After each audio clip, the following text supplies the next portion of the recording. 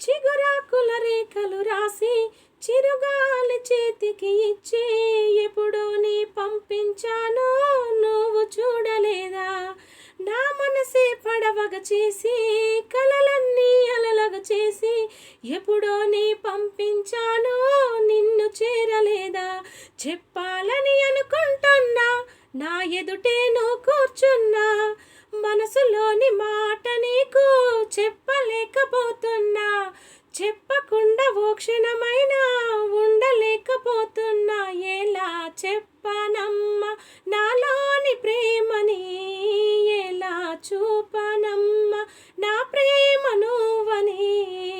అవునని అంటావో మరి కాదని అంటావో, ఏమంటావో ఏమో అన్న సందేశంతో.